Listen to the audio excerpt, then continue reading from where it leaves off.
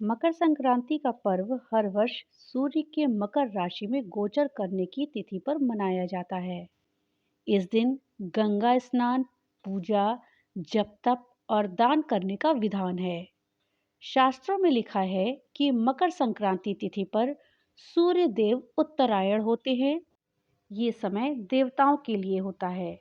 इस दौरान प्रकाश में वृद्धि होती है। धार्मिक मत है कि मकर संक्रांति तिथि पर स्नान, दान, पूजा करने से अमोघ फल की प्राप्ति होती है। ज्योतिषियों की अगर हम माने तो मकर संक्रांति तिथि पर भगवान शिव की पूजा करने से पितृदोष से मुक्ति मिल जाती है। साथ ही व्यक्ति को मनोवांछित फलों की प्राप्ति होती है। अगर आप भी पितृदोष से मुक्ति पाना चाहते हैं तो मकर संक्रांति तिथि पर स्नान ध्यान करने के पश्चात इस एक चीज से भगवान शिव का अभिषेक करें। इस एक उपाय को करने से सोया हुआ भाग्य भी जाग जाएगा। तो चलिए जानते हैं कि मकर संक्रांति के दिन हमें भगवान शिव का अभिषेक किस चीज से करना है, जिसको करने से हमारा सोया हुआ भाग्य जाग जाए, इसके साथ ही हमें मनोवांछित फलों की प्राप्ति हो और हमें पितृदोष से भी मुक्ति मिल जाए। इस जानकारी के लिए वीडियो को लास्ट तक देखिएगा। वीडियो अच्छी लगे तो लाइक और ज़्यादा से ज़्यादा शेयर करिएगा। और हाँ, अगर चैनल पे नए आए हैं तो चैनल को सब्सक्राइब करना मत भूलिएगा और अपने विचार हमें कमेंट बॉक्स में लिख करके जरूर बताइएगा।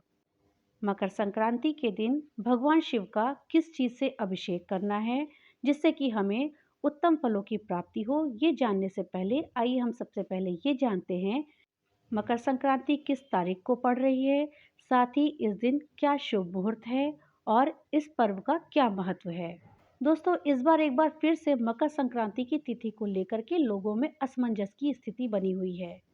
प्रत्येक वर्ष 14 जनवरी को ही मकर संक्रांति का त्योहार मनाया जाता है, लेकिन इस वर्ष ग्रहों की चाल इस तिथि को 15 जनवरी तक लेकर जा रही है। दरअसल सूर्य धनु से जब मकर राशि में जाता है तो इस संक्रांति को ही मकर संक्रांति कहते हैं और इसी दिन से सूर्य दक्षिणायन से उत्तरायण होते हैं। संक्रांति साल में 12 बार आती है, लेकिन मकर संक्रांति का विशेष महत्व होता है। इस वर्ष 14 की देर रात 2:44 पे सूर्य धनु राशि से मकर संक्रांति में प्रवेश कर रहा है, इसलिए यह त्योहार उदया तिथि में 15 को मनाया जाएगा। इस हिसाब से इस बार मकर संक्रांति का पर्व 15 जनवरी को मनाया जाएगा। संक्रांति के साथ ही एक माह का खरमास भी इसी दिन से समाप्त हो जाएगा। मकर संक्रांति में पुण्य काल का बेहद महत्व होता है। 15 को शुक्ल पक्ष पंचमी पड़ रही है। इस दिन शतभिषा नक्षत्र का भी शुभ संयोग है। शतभिषा नक्षत्र दिन के 8:07 तक रहेगा, जबकि पुण्य काल में श्रद्धालु सुबह 7:14 से दोपहर 12:36 तक और महापुण्य काल में 7:14 से लेकर के 9:02 तक आस्था की डुबकी लगाएंगे।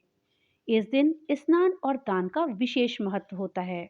इस दिन पवित्र नदियों में स्नान करके दान करने से आपको विशेष फलों की प्राप्ति होती है।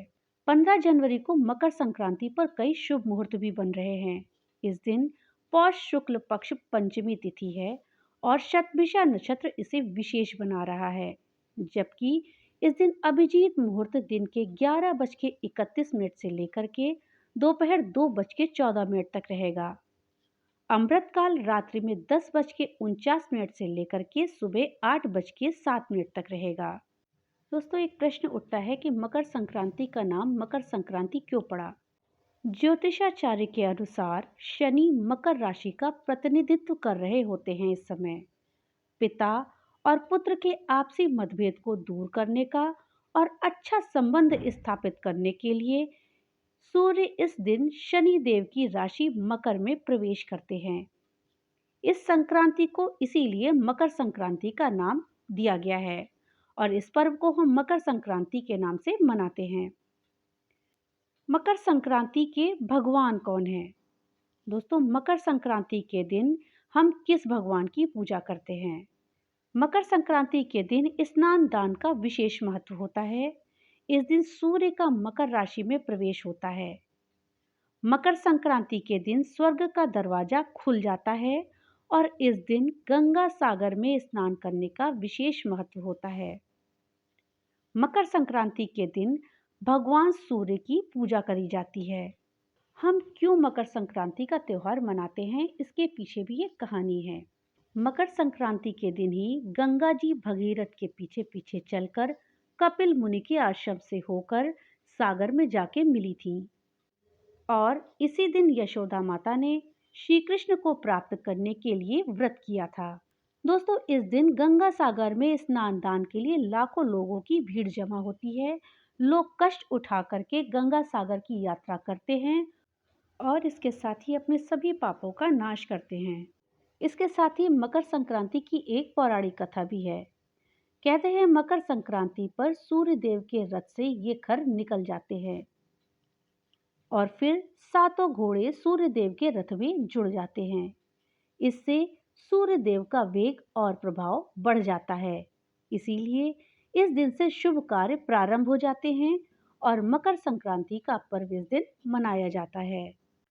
दोस्तों, ज्योतिषियों की अगर हम माने तो इस दिन भगवान शिव की पूजा अगर हम करते हैं तो हमें पितृदोष से तो मुक्ति मिलती ही है, साथ ही हमें मनोवांछित फलों की प्राप्ति भी होती है। और साथ ही अगर हम भगवान शिव का इस दिन अभिषेक करें तो ऐसे करने से हमारा सोया हुआ भाग्य जाग जाता है। लेकिन हम इस दिन किस चीज़ से भगवान शिव का अभिषेक करें, ये जानना जरूरी है। तो चलिए जानते हैं कि इस दिन हम भगवान शिव का अभिषेक किस समय और किस चीज़ से करें। मकर संक्रांति पर दुर्लभ शिव वास का योग बन रहा है इस बार। इस दिन भोला भंडारी दोपहर 2:16 तक कैलाश पर विराजमान रहेंगे।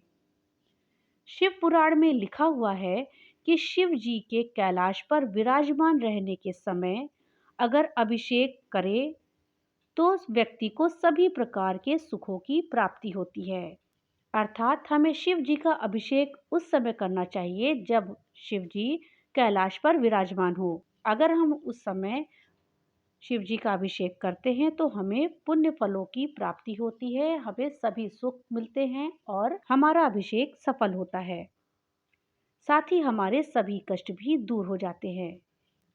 इसलिए 2:16 तक इस दिन हम भगवान शिव का अभिषेक कर सकते हैं। अब आइए जानते हैं कि हमें किस तरह से भगवान शिव का अभिषेक करना है। दोस्तों, अगर आप अपने जीवन में दुख और संकट से मुक्ति पाना चाहते हैं तो मकर संक्रांति की तिथि पर पवित्र नदियों में स्नान करें। हो सके तो गंगा, गोदावरी, नर्मदा जैसी कोई पवित्र नदी पर स्नान करें। अगर नहीं है तो आप पानी में थोड़ा सा गंगा जल डालकर भी स्नान कर सकते हैं। इसके बाद श्वेत वस्त्र धारण करके भगवान शिव को गाय के दूध से निर्मित शुद्ध देसी घी से भगवान शिव का अभिषेक करें। इस समय भगवान शिव को काले तिल, पुष्प, बेलपत्र, भांग, धतूरा आदि चीजें चढ़ाएं। पूजा करते समय शिव का पंचाक्षरी मंत्र का जाप अवश्य करें। अगर आप ये उपाय करते हैं तो आपकी किस्मत के दरवाजे खुल जाते हैं और आपके सभी कष्ट दूर हो जाएंगे। तो दोस्तों, इस मकर संक्रांति के अवसर पर आप भी भगवान भोलेनाथ का अभिषेक शुद्ध देसी घी से करें गाय के और पुण्य फलों की प्राप्ति करें और अपने सभी कष्टों को दूर करें। भगवान भोलेनाथ की कृपा आप सब पर बनी रहे। तो मिलते हैं अगली एक नई वीडियो के साथ। तब तक के लिए राधे राधे।